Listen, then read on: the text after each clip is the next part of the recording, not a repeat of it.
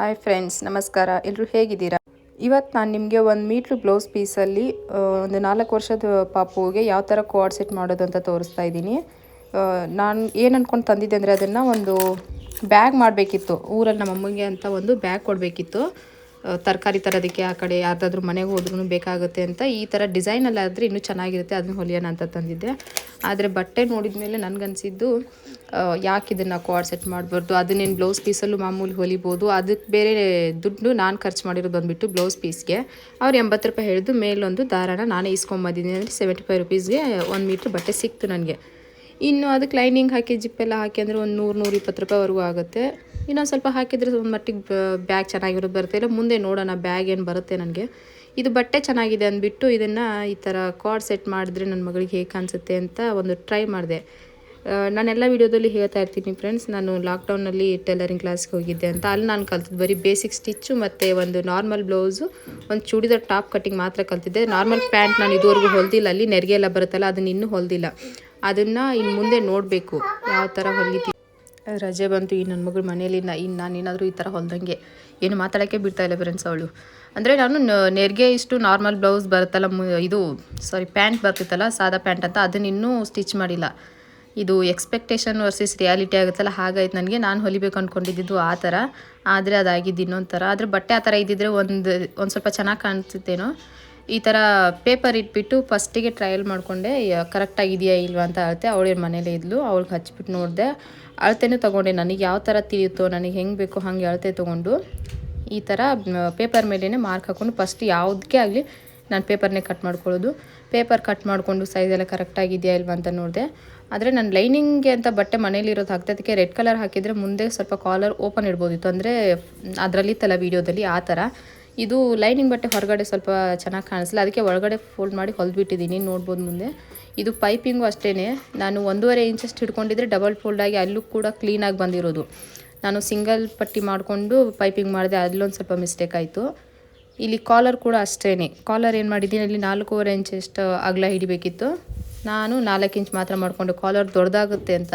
ಆದರೆ ಹೊಲ್ದಾದ್ಮೇಲೆ ಗೊತ್ತಾಯಿತು ಅದು ಅವ್ರು ಹೇಳಿರೋದು ಕರೆಕ್ಟಾಗಿತ್ತು, ಅಷ್ಟು ಬೇಕಾಗುತ್ತೆ ಈ ಬಟ್ಟೆಗೆ ಅಂತ. ಇದೆ ಫ್ರೆಂಡ್ಸ್ ನಮಗಾಗೋ ಎಕ್ಸ್ಪೀರಿಯೆನ್ಸು. ಈ ಥರನೇ ಮಾಡ್ಕೋಬೇಕು ಅಂತ ನಾನು ಹೇಳೋದು. ಟೈಲರಿಂಗ್ ಕ್ಲಾಸ್ಗೆ ಸುಮ್ಮನೆ ಇವಾಗ ಆನ್ಲೈನು ಅದು ಇದು ಅಂತ ದಡಾರಂತ ಹೋಗಿ ಸೇರ್ಕೊಳ್ಳೋದಲ್ಲ. ನನಗೆ ಕೇಳೋದಾದರೆ, ಯಾಕೆಂದರೆ ಅಲ್ಲೂ ಕೂಡ ನಾವು ಮಿಸ್ಟೇಕ್ ಮಾಡಿದಾಗಲೇ ಬರೋದು. ಅಡುಗೆ ಆಗಲಿ, ಇದೊಂದು ಟೈಲರಿಂಗ್ ಆಗಲಿ, ಇಂಥವೆಲ್ಲ ನಾವು ಮಾಡ್ತಾನೆ ಗೊತ್ತಾಗೋದು. ಇಲ್ಲಿ ನೋಡಿ, ಇದನ್ನು ಫಸ್ಟ್ ಸ್ಟಿಚ್ ಮಾಡಿದೆ, ಆಮೇಲೆ ಐಡಿಯಾ ಬಂತು ಈ ಥರ ಒಂದು ಮಾಡಬೇಕಿತ್ತು ಇದು ಅಂತ. ಮತ್ತೆ ಹೊಲಿಗೆ ಬಿಚ್ಚಿ ಅಲ್ಲಿ ಒಳಗಡೆ ಹಾಕಿ ಹೊಲಿದೆ. 3 ಮಾಡಬೇಕಿತ್ತು, ಯಾವುದಕ್ಕೋ ಒಂದೇ ಆದರೆ ಚೆನ್ನಾಗಿ ಕಾಣಿಸುತ್ತೆ ಅಂತ ಇದು ಕೂಡ ಅಷ್ಟೇ ಮಾಡಿಬಿಟ್ಟೆ, ಒಂದೇ ಮಾಡಿದೆ. ಆದರೂ ಪರವಾಗಿಲ್ಲ, ಒಂದೇ ಚೆನ್ನಾಗಿ ಕಾಣ್ತಾ ಅದು. ಆಮೇಲೆ ಇದಕ್ಕೆ ಕೈಯೊಳಗೆ ಹಾಕಿ ಅಲ್ಲಿ ನೀಟಾಗಿ ಕೂರೋ ಥರ ಮಾಡಿದೆ, ಹಿಂದ್ಗಡೆದೆಲ್ಲ ಕಟ್ ಮಾಡಿ, ಅದನ್ನು ತೋರಿಸಿಲ್ಲ. ಆಮೇಲೆ ಇದಿಷ್ಟು ಹೊಲಿಯೋವರೆಗೂ ನನಗಾಗಿರೋ ಎಕ್ಸ್ಪೀರಿಯೆನ್ಸ್. ಪ್ಯಾಂಟು ಕೂಡ ಅಷ್ಟೇ, ಕೆಲವೊಬ್ರು ಹಿಪ್ ಸೈಜ್ ಬೇರೆ ಬರುತ್ತೆ, ಅಂದರೆ ಉದ್ದ ಸೊಂಟದಿಂದ ಕೆಳಗಡೆ ಸ್ವಲ್ಪ ಅಲ್ಲಿ ನೋಡ್ಕೊಂಡು ಹೊಲಿಬೇಕಾಗುತ್ತೆ. ನನ್ನ ಮಗಳದು ನಾನು ಸ್ವಲ್ಪ ಅವರು ವೀಡಿಯೋದಲ್ಲಿ ನೋಡಿದ್ದಕ್ಕಿಂತನೂ ಸ್ವಲ್ಪ ಚೇಂಜ್ ಮಾಡಿದ್ದೀನಿ, 1 ಇಂಚೇನೋ ಕಡಿಮೆ ಇಟ್ಟಿದ್ದೀನಿ. ಇಲ್ಲಿ ಕಾಲರಲ್ಲೂ ಕೂಡ ಅಷ್ಟೇ, ಪೂರ್ತಿ ಚಿಕ್ಕದು ಮಾಡಿಬಿಟ್ಟು ಒಂದು ಸ್ವಲ್ಪ ಅದು ನೆರಿಗೆ ಬರ್ತಾಯಿತ್ತು. ಕಾಲರ್ದು ಅದು ಹೆಂಗೆ ಶೇಪ್ ಬಂದಿರುತ್ತೋ ಹಾಗೆ ಇಟ್ಟು ಕಟ್ ಮಾಡಬೇಕು, ಇದೊಂದು ಅನುಭವ ಆಗಿರೋದು. ಇಲ್ಲಿ ನೋಡಿದ್ದು ನಾಚಿಸ್ ಎಲ್ಲ ಆಚೆ ಕಾಣ್ತಾ ಇದೆ. ಈ ಥರ ಮಾಡ್ದೇ ನಾನು ನೀಟಾಗಿ ಫಿನಿಶಿಂಗ್ ಕೊಡ್ಬೋದಿತ್ತು, ಆದರೆ ಹಾಕಿದಾಗ ಚೆನ್ನಾಗೇ ಕಾಣಿಸ್ತಾ ಇದೆ. ಈ ಕಿತಾಪತಿ ನನ್ನ ಮಗಳು ಒಂದು ವೀಡಿಯೋ ಕೂಡ ಸರಿಯಾಗಿ ಮಾಡ್ಕೊಳ್ಳೋಕೆ ಬಿಡ್ತಾ ಇರಲಿಲ್ಲ, ಕಾಟ ಕೊಡ್ತಾನೆ ಇದ್ರು. ಇವಾಗ ವಾಯ್ಸ್ ಕೊಡುವಾಗಲೂ ಹಾಗೆ ಮಾಡ್ತಾಯಿದ್ದಾಳೆ. ಆದರೆ ಒಂದು ಸಮಾಧಾನ ಏನು ಗೊತ್ತಾ ಫ್ರೆಂಡ್ಸ್, ಇಷ್ಟೆಲ್ಲ ಮಾಡಿದ್ದಕ್ಕೆ ಹಾಕೋಕ್ಕಾಗದೆ ಇಲ್ಲ ಅನ್ನೋಷ್ಟು ಕೆಟ್ಟದಾಗ ಏನಾಗಲ್ಲ. ಒಂದು 70-80% ಓಕೆ, ಒಂದು ಲೆಕ್ಕಕ್ಕೆ ಚೆನ್ನಾಗೇ ಬಂದಿದೆ. ಅದೇ ಒಂದು ಸಮಾಧಾನ. ನೋಡಿ ಅಲ್ಲಿ ಎಷ್ಟು ಕಡಿಮೆ ಆಯಿತು ಅದಂತ ಕಾಲರು. ಅಲ್ಲಿಂದ ಕೆಳಗಡೆ 4.25 ಇಟ್ಕೋಬೇಕಿತ್ತು, ನಾನದು 2 ಅಷ್ಟೇ ಬಂತದು. ನಾನೇನು 4 ಇಟ್ಟಿದ್ದೆ, ಆ ಹೊಲಿಗೆ 1/4 ಇಂಚಿಗೆ ಅಷ್ಟಾಯಿತು. ಫಿಟ್ಟಿಂಗು ಎಲ್ಲ ಚೆನ್ನಾಗಿ ಬಂದಿದೆ, ಹಾಕಿದಾಗ ಚೆನ್ನಾಗಿ ಕಾಣಿಸ್ತಾ ಇದೆ. ಕಾಲರ್ ಹತ್ರಕ್ಕೆ ಸ್ವಲ್ಪ ಫಿನಿಶಿಂಗು ಹಂಗಂಗೆ ಬಂದುಬಿಟ್ಟಿದೆ. ಇಲ್ಲಾಂದರೆ ನೋಡಿ ನಿಮ್ಗೆ ಹೇಗೆ ಅನಿಸ್ತಾ ಇದೆ, ಚೆನ್ನಾಗಿ ಅನಿಸ್ತಾ ಇದೆಯಾ ಅಂತ ಪ್ಲೀಸ್ ಹೇಳಿ. ವೀಡಿಯೋ ಮಾಡೋದಕ್ಕೋಸ್ಕರ ಅವ್ರ ಮೇಲೆ ಕರ್ಕೊಂಡು ಹೋಗಿ ನಾನೊಂದು ಪೋಸ್ ಹೇಳ್ತಾ ಇದ್ದೀನಿ, ಇವಳೊಂದು ಮಾಡ್ತಾಯಿದ್ದಾಳೆ ಕಿತಾಪತಿ.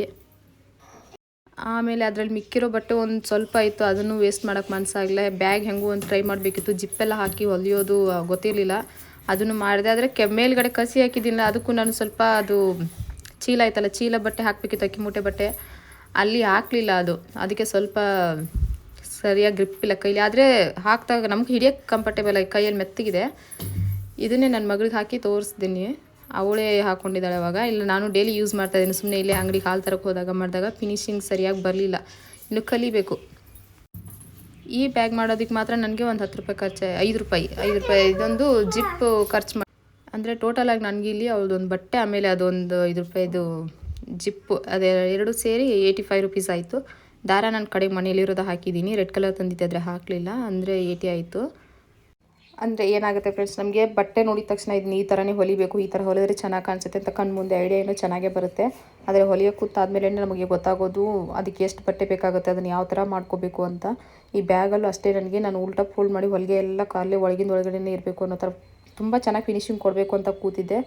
ಆ ಡ್ರೆಸ್ಸು ಕಾರ್ಡ್ ಸೆಟ್ ನೋಡಿನೇ ನಾನು ಮಧ್ಯಾಹ್ನದವರೆಗೂ ನೋಡಿ ಮಧ್ಯಾಹ್ನದ ನಂತರ ಹೊಲಿದು ಮುಗಿಸ್ತಾ ಇದ್ದರೆ, ಈ ಬ್ಯಾಗ್ ಪಜಿತಿ ಏನಿದೆ ಮಾರನೇ ದಿವಸ ಹೊಲಿಗೆ ಬಿಚ್ಚೋದು ಹಾಕೋದು ಬಿಡೋಕ್ಕೂ ಆಗ್ತಾಯಿಲ್ಲ, ಬಿಟ್ಟರೆ ಸೋತಂಗಾಗುತ್ತೆ ಮನಸ್ಸಲ್ಲಿ. ಅದನ್ನು ಹೊಲಿಲೇಬೇಕು ಅನ್ನೋದಿದೆ, ಆ ಡ್ರೆಸ್ಸಿಗೆ ಮ್ಯಾಚ್ ಆಗೋ ಥರ ಇಲ್ಲ, ಈ ಬಟ್ಟೆ ವೇಸ್ಟ್ ಮಾಡ್ಬೋದು, ಕಲಿಬೇಕು ಅಂತ. ಈ ಬ್ಯಾಗ್ ಹೊಲಿಯೋವರೆಗೂ ನನಗಾದ ಎಕ್ಸ್ಪೀರಿಯೆನ್ಸ್ ಇದೆ, ಇನ್ನೊಂದು ಸರಿ ಬ್ಯಾಗ್ ತಪ್ಪಲೇಬಾರ್ದು ಆ ಥರ ಆಗಿಬಿಟ್ಟಿದೆ. ನೀವು ಏನಾದರೂ ಹೊಸದಾಗಿ ಟೈಲರಿಂಗ್ ಮಾಡ್ತಾ ಇದ್ದೀರಾ, ಬಿಗಿನರ್ಸ್ ಇದ್ದೀರಾ ಅಂದರೆ ಈ ವಿಡಿಯೋ ನಿಮಗೂ ಕೂಡ ತುಂಬಾ ಹೆಲ್ಪ್ ಆಗಿರುತ್ತೆ ಅಂತ ಅನ್ಕೊತೀನಿ. ನನ್ನ ಅನುಭವಗಳನ್ನ ನಾನು ಇದೇ ಥರ ಶೇರ್ ಮಾಡ್ತಾ ಇರ್ತೀನಿ. ಪ್ಲೀಸ್ ವಿಡಿಯೋ ಇಷ್ಟ ಆಗಿದರೆ ಒಂದು ಲೈಕ್ ಮಾಡಿ, ತುಂಬಾ ಇಷ್ಟ ಆಗಿದರೆ SSLC ಮಾಡಿ. ಸಿಗೋಣ ನೆಕ್ಸ್ಟ್ ಮಿಸ್ಟೇಕ್ಗಳ ವಿಡಿಯೋದಲ್ಲಿ. Thank you, bye bye.